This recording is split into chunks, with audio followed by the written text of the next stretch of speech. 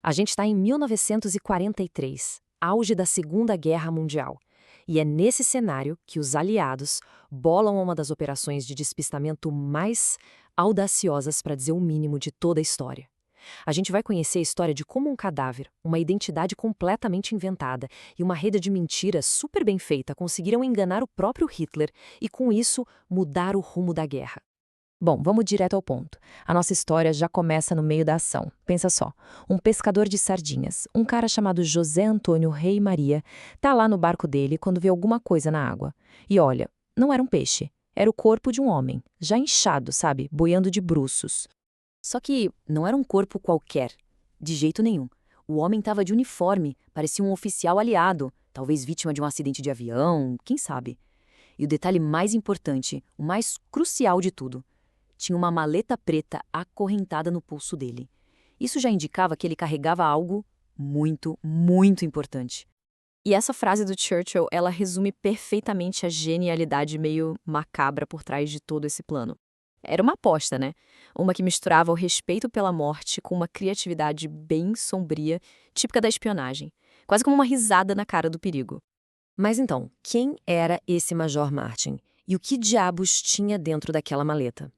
Para responder isso, a gente precisa voltar um pouco no tempo. A resposta não está ali na praia, na Espanha. Ela está meses antes, lá nos corredores secretos da inteligência britânica, onde os aliados estavam quebrando a cabeça com um problema estratégico enorme. Depois de vencerem no norte da África, o próximo passo para os aliados era bem claro: invadir a Europa. Só que tinha um baita obstáculo no caminho. Um que ficou conhecido como o problema siciliano.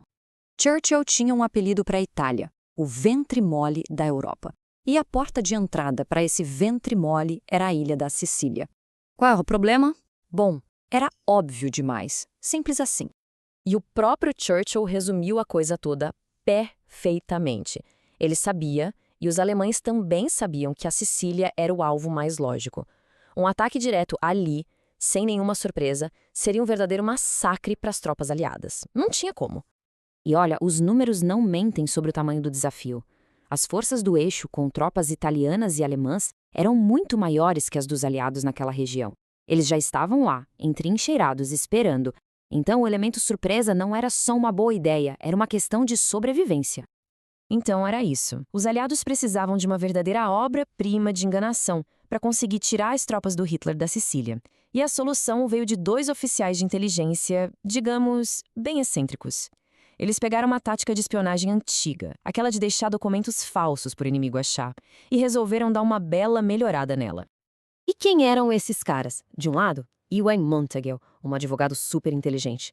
Do outro, Charles Cholmondeley, um oficial da Força Aérea com uma imaginação fantástica. E a inspiração deles, olha que curioso, veio de um memorando escrito por ninguém menos que Ian Fleming, o futuro criador do James Bond. Eles decidiram pegar essa ideia antiga e elevar ao nível que ninguém nunca tinha visto. O primeiro passo, e talvez o mais sinistro, eles precisavam de um corpo. E com a ajuda de um médico legista de Londres, eles encontraram. Era o corpo de Glyndwr Michael, um homem que teve uma vida trágica e morreu sem ninguém. A causa da morte dele, por veneno de rato, era morbidamente perfeita. O veneno causava um acúmulo de líquido nos pulmões, algo muito parecido com um afogamento. E o trabalho deles não foi só dar um nome, eles criaram uma vida inteira do zero. O Major Martin tinha uma noiva, a Pam, com direito a foto na carteira e cartas de amor. Tinha um pai, meio bravo, um extrato do banco mostrando que ele estava no vermelho, até canhoto de ingresso de teatro para provar que ele tinha estado em Londres. E, claro, a maleta com os documentos falsos. Cada mínimo detalhe foi pensado para que tudo parecesse real. Bom, com esse personagem totalmente fictício construído nos mínimos detalhes e com o corpo preservado em gelo seco, a equipe finalmente estava pronta. Pronta para colocar em prática um dos maiores blefes da história. O corpo foi colocado dentro de um cilindro de aço e transportado a bordo de um submarino, o HMS Seraph.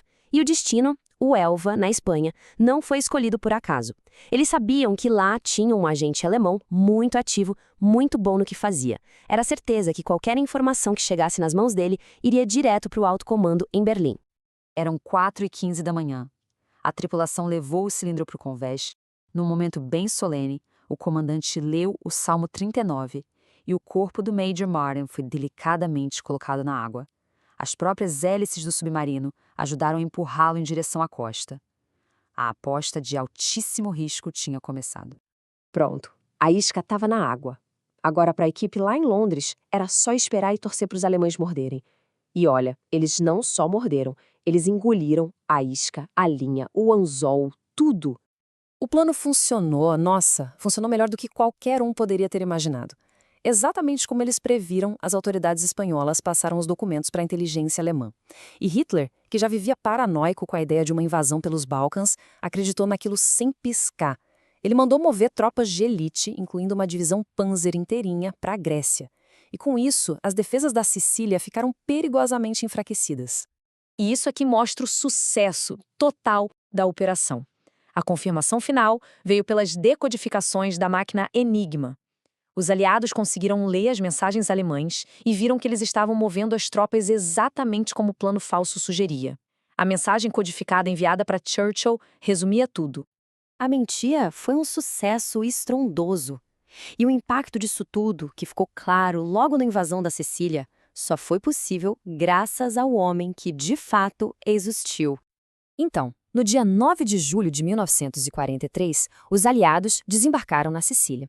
E por causa da Operação Mincemeat, a resistência que eles encontraram foi muito, mas muito menor do que o esperado.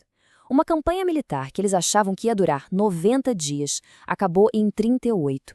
E o mais importante de tudo, milhares de vidas de soldados aliados foram salvas.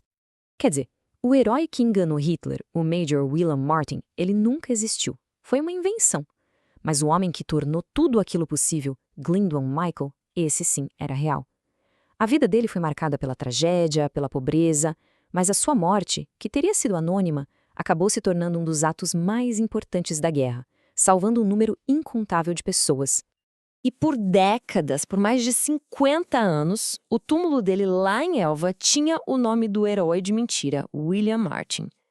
Foi só em 1998 que a verdade finalmente veio à tona, e o nome de Glyndwr Michael foi adicionado à lápide, dando a ele finalmente o reconhecimento que ele nunca pôde ter em vida. E a Operação Mincemeat prova que sim, é possível. Ela mostra que nesse mundo sombrio da guerra, da espionagem, às vezes a arma mais poderosa não é uma bomba, não é um tanque, é uma história incrivelmente bem contada.